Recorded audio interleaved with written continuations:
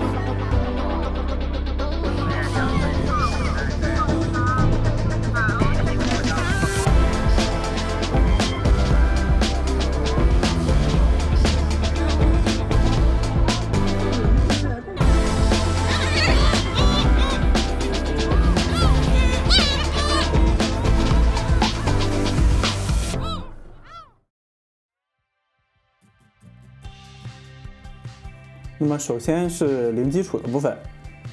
大家要注意的是，苹果手机在调色之前呢，一定要打开设置里边的显示与亮度，把这个原彩显示关掉，要不然它的颜色会显示的不准确。这项调整过之后呢，回到大疆 Mimo 的软件里边。所以其实零基础的部分，我觉得用大疆自己带的软件去调色就已经足够了。我拍摄的时候呢，用的是普通模式，我也建议各位新手朋友们使用普通的模式。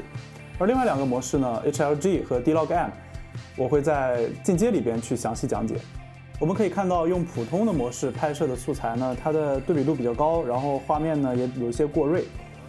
所以这一点我们要稍微调整一下。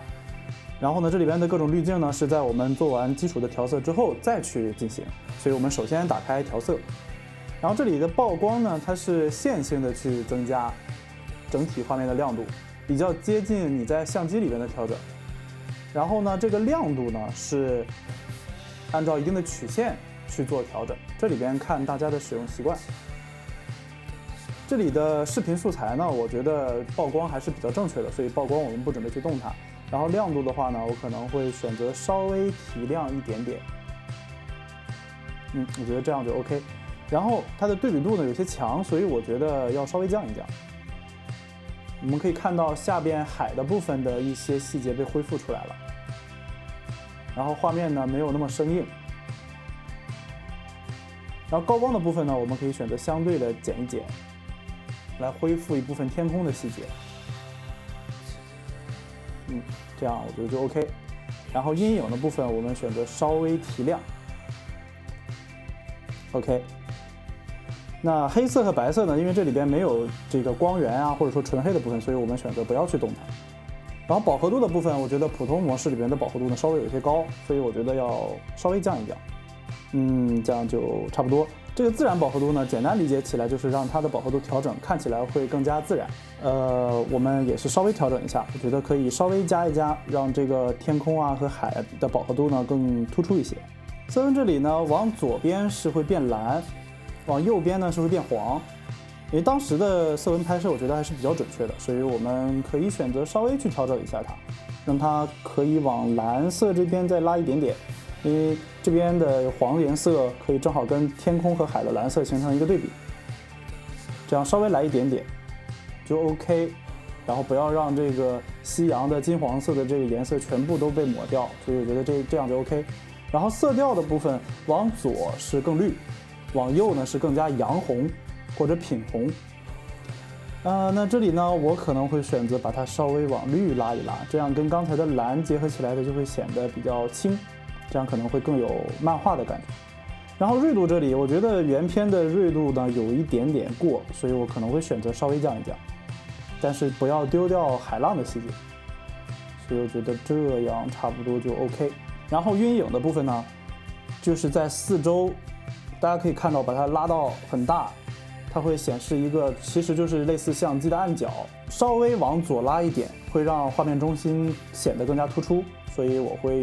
我觉得可以稍微拉一点点，这样就 OK。那调色的部分我们就解决了，然后呢我们再去上滤镜。然后滤镜这里它提供了很多的预设，大家可以挑一个大家比较喜欢的这种色彩风格。对于现在这个片子呢，我觉得可能电影滤镜里边的春光乍泄，或者呢这个大师里边的大师秋，这两个会比较合适。我们就选择这个大师秋作为基础，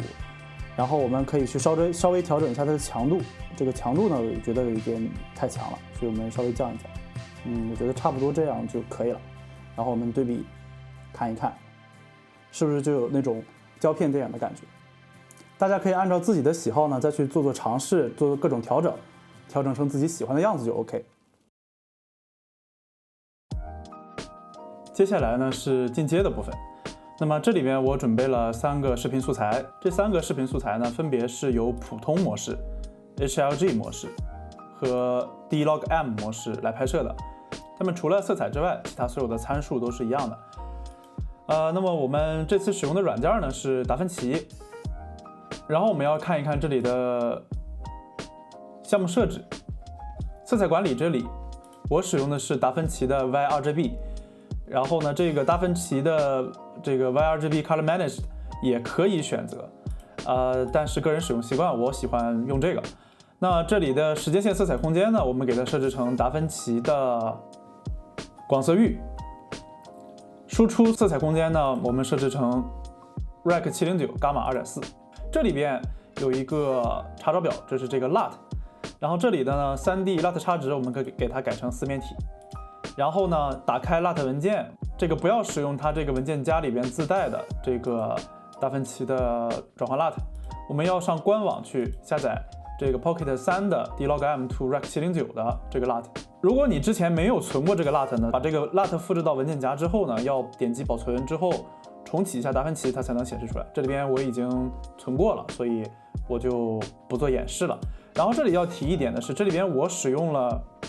这个 OpenDRT， 这个如果感兴趣的朋友们呢，我也会放到网盘里边供大家去试一下。这个 OpenDRT 呢，我觉得是在目前比达芬奇自带的这个色彩空间转换是要好用的。那么一会儿我们会详细解释一下这个东西怎么用，但是没有呢也没有关系，我们使用这个达芬奇自带的也可以完成今天的调色。然后这里点击保存，我们首先来看一下第一个视频素材，我们来到调色页面。因为第一个视频素材呢是用这个普通模式来拍摄的，所以呢我们要做的呢就是首先添加一对色彩空间转换，在特效库里边找到这个色彩空间转换，我们可以给它打一个星标来收藏，然后把它拖上去，把它也拖上去。然后首先第一个呢，这个输入色彩空间呢，因为这个是普通模式拍摄的，这里要选择 Rec 709，然后输入伽马，注意这里应该也是 Rec 709，因为它还没有输出。然后呢，输出色彩空间呢，我们要设置成跟这个时间线一样的达芬奇广色域，伽马也是达芬奇的对数伽马，达芬奇中间偏。然后呢，这个尾部的色彩空间转换，我们输入色彩空间呢就是时间线的色彩空间，就是达芬奇广色域 DI， 然后输出色彩空间要设置成 Rec 709，输出伽马 2.4。那么这个时候大家可以看到画面又回到了原来的样子。这么做的好处呢，就是把整个素材呢放到了一个更大的色彩空间里边去，这样方便我们去做各种调整。然后为了方便记录呢，我们可以给它打个标签，这个 IDT、ODT。在这之后呢，我们要添加一系列的节点。第一个呢，曝光、对比、白平衡、饱和度。我们找一个画面元素比较好的一帧，比如说这里。然后首先呢，我们去调整曝光。我们打开这里边的示波器，要调整到波形图。然后这里呢要注意，我们要点开这里的这个3个点，然后这里边波形图的刻度样式要显示成视频级别的示波器。然后这里边呢，我习惯是显示一个参考天平线，这个低呢给到64，高呢给到940，这样我们能看出这个视频实际上它的过曝超出的部分是多少，或者说我们这个死黑的部分超出的是多少。然后这里面我们去调整一下曝光。当前这个画面内容呢，我觉得稍微有些亮。然后我们打开这个 HDR 这个页面，然后在这里边 Global 这里边去调整一下它的曝光，我们可以给它稍微压暗一点，我觉得这样就 OK。然后对比这里，回到这个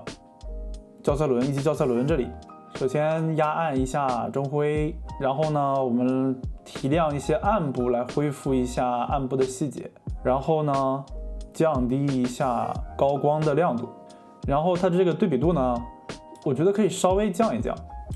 我觉得这样就 OK。因为它这个普通模式拍出来的这个视频呢，我觉得对比有些强，然后锐化呢也比较严重，所以我会选择稍微降一降对比度。然后这里呢，大家也可以用曲线去做调整，这里看大家自己的喜欢吧。然后白平衡这里，我们首先在白平衡这里点击右键，然后把它的伽马改成线性。然后呢，我们打开这个矢量图，显示肤色指示线。然后还是在一级校色轮这里，我们去调整亮部。因为当时的曝光我觉得还是比较好的，所以我们可能稍微动一下，来看到它这样有一个比较平衡的色彩分布，比较健康的色彩分布，我觉得就可以了，不用动太多。然后饱和度这里呢，我会选择在这个 HDR 这里边给它的 Global 的饱和度稍微降一降吧。目前的画面内容呢，它的饱和度还是比较健康的，所以我们可能稍微降一降。然后之后的话呢，我可能会对这些具体的颜色去进行一些调整。我们给它一个平行节点，我们可能会去修改这个海的颜色。那么我们会选择这个曲线里边的色相对色相，然后选取海的这个颜色，然后把它拉宽一点，去调整一下它，稍微有一点点偏青色，稍微偏一点青色 OK。 那么这里呢，我可能会再去选择让这个墙的这个部分的饱和度稍微降一降。那我可以选择这里边曲线里边的色相对饱和度，点击一下之后，我们拿吸管吸一下，同样也是把这个稍微拉宽一些，然后我们稍微去降一降它的饱和度。例如说，我们觉得这里边的这个亮部呢有些太亮了，我们想把它稍微压暗一些，我们可以呢给一个窗口，给它柔化稍微大一些，然后呢去调整一下它的亮部。这步做完之后呢，我觉得可以给下边这个海做一些提亮，所以我们可以再给它一个平行节点，然后在窗口这里边选择一个渐变，给它转过来，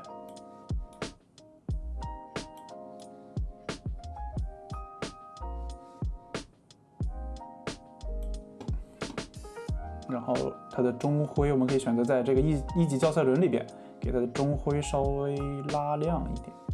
不要太过，觉得保留一些这样的暗部呢，会给画面一个比较好的纵深感，就这样就 OK。 好，我们看一下 OK。 那么这边做完了之后呢，我们可以选择去加一些这个创意外观了。例如说，我们可以把这个达芬奇自带的电影感胶片充电器给它拉过来，然后这里呢要选择默认无特效。在核心外观这里，我可以选择这个罗切斯特，这里强度有点强，我可以给它稍微降一降。例如说这样，我觉得就 OK。然后它的这个褪色呢，会让下面画面呢显得更加灰，这样就会更像这种胶片的感觉。你可以给它稍微给一点点，因为我们这个之前呢在这里边蒙版里边做了一次提亮，然后在这个褪色里边又稍微给了一点褪色，所以这里边这个阴影的部分被恢复出了很多细节。然后呢，下面这里边这个胶片光晕这个开启了之后呢，我们可以看到这个真的是非常非常的强啊，这个原设置是非常非常强，所以一定要给它降一降。比如说我们先给它这个数量先降下来 OK， 然后它这个半径让它稍微有一点点就 OK， 大概这样就 OK。然后泛光呢，我们可以给它打开，同样也是，我觉得这个数量有点大，我们给它稍微降一降。然后胶片颗粒，可以给到它一个，例如说35毫米的胶片颗粒，然后我们播放起来看一下。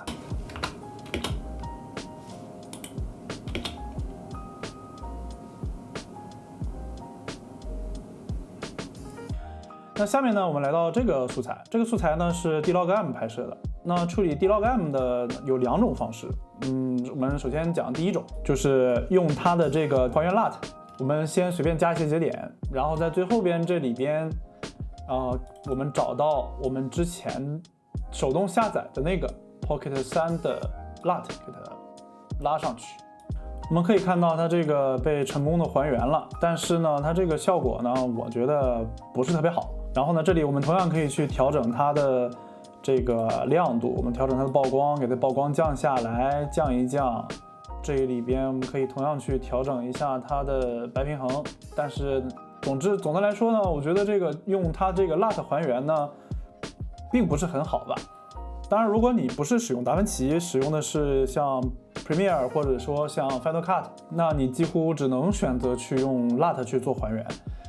那么既然我们都已经使用达芬奇了，所以我们还是选择用色彩空间转换的办法。所以我们把这些删掉，从头再来。新建2个节点，同样是这个色彩空间转换。然后这里边呢，我要使用一个 DCTL。我们把它拉上来，这个就是我之前跟大家讲过的那个 OpenDRT。然后呢，我们首先在这里边，因为这里边的 D-Log-M 它其实不是一个真正的 log 片，所以它这里边我们还是要选择 Rec 709，是这个色彩空间 Rec 709，是 Gamma Rec 709，然后把这个色彩空间转到它这个达芬奇广色域里边。这样有一个更好的操作空间。然后在输出的这里呢，我们这里边其他的都可以选择默认。然后白点呢，我们给它固定到D65。显示呢，我们这里可以选择这个 Rec 709，就是 Gamma 2.4的 Rec 709。然后呢，我们再给它打个标签 IDP。然后我们之后呢，再去添加几个节点，然后我们呢去调整它的曝光。然后呢，去调整一下它的对比度。然后首先呢，我们可以给它的这个对比度稍微拉开一些。然后呢，我们去给它的亮部压暗一点，恢复一些亮部的细节。然后呢，中灰也压暗一点。我们可以看一看这里边的这个显示限定器的焦点，然后我们可以看一看它这边的位置，我觉得都还是比较健康的。然后呢，给它的暗部呢稍微提亮一点点，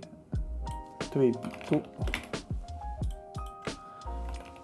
白平衡。同样呢，我们去给它的伽马设置成线性，然后在一级校色轮里边去调整它的亮部。我们打开这个矢量图，我们来看一下。然后的话呢，这里边我们给到饱和度，我们给它的饱和度稍微去扩展一点点，我觉得这样就 OK 了。然后后面的部分呢，其实就差不多了，这里我就不再去做详细的去调整了。这样我们找到一个比较好的这个画面，我们来看一看画面的部分，还都是比较健康的。那这里边我们可以给它继续去加一个胶片 LUT， 然后开启这个泛光和胶片光晕，我们给它这里边的胶片光晕同样也是降一降。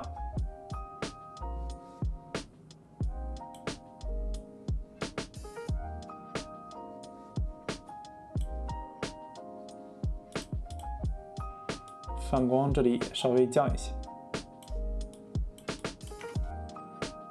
胶片颗粒，我们可以给到35毫米的胶片颗粒。然后呢，我们看一下。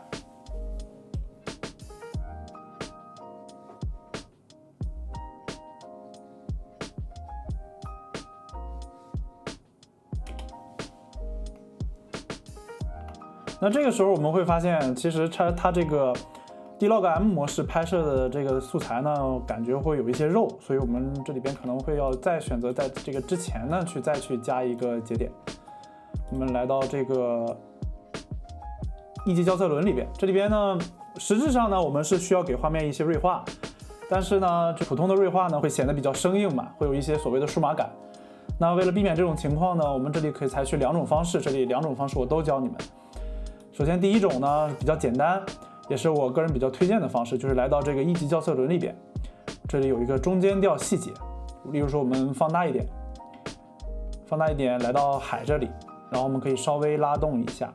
这个不用给太过，我觉得差不多这样就 OK。然后我们去看一看这里的细节，我们可以先把胶片模拟关掉啊，然后我们可以看一看这里的细节。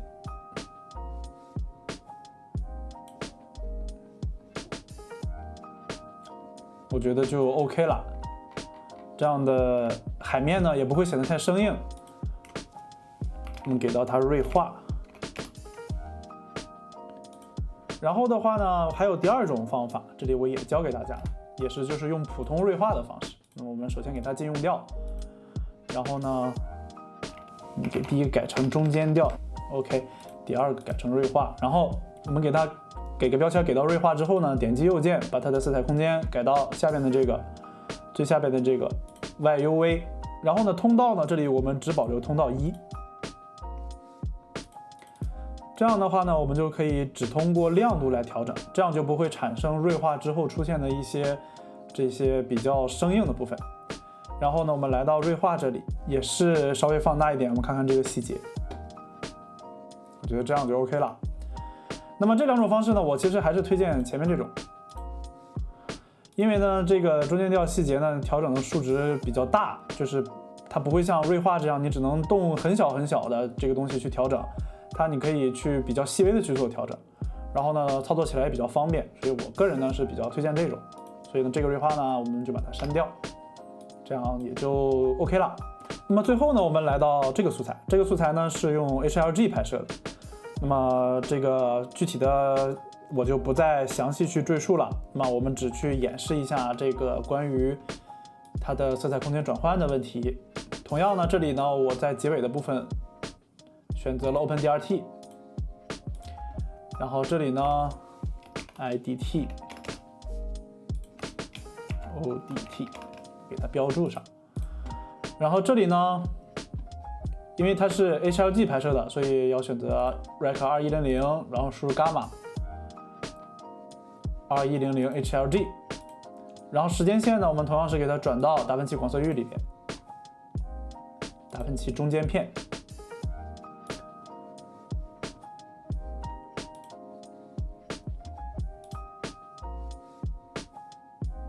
OK， 那么同样呢，我们去做一些曝光上的调整。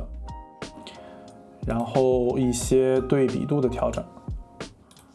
然后的话白平衡，然后饱和度的话，这里我就不去做调整了吧。然后我们同样也是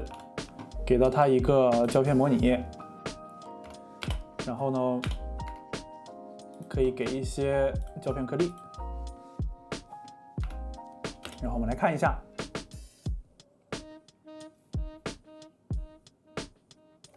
所以对比这3种方式呢，我个人还是比较推荐当时拍摄的时候就用 HLG 来拍摄。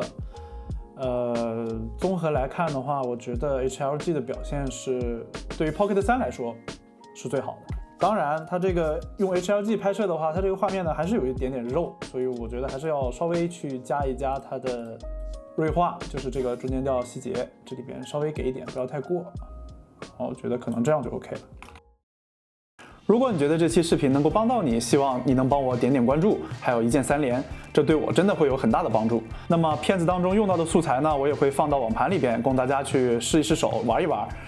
无版权，大家可以随便使用。想要的朋友们呢，可以在我评论区留个言，我到时候会发给你。那么大家还有什么想了解的呢？也方便各种方式来跟我交流。那么今天的视频就先到这儿，我们下次再见啦。